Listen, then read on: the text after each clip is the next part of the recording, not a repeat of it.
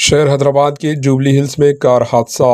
Jubilee hills road number 36 पर तेज़ रफ्तार बेंज कार ने ट्रांसफार्मर को टक्कर दे दी, जिसके नतीजे में कार शदीद मुतासिर हो गई। हादसा इतना खौफनाक था कि बेंज कार पूरी तरह टूट गई। एयरबैग्स ओपन होने की वजह से कोई जानी नुकसान नहीं हुआ, बल्कि बेंज कार पूरी तरह तबाह हो गई। हादसे की वजह तेज़ रफ्तार और ड्राइवर की लापरवाही के नतीजे में ये हादसा पेश आया। कार ड्राइवर के खिलाफ केस दर्ज कर लिया गया है। Bureau report, HN news.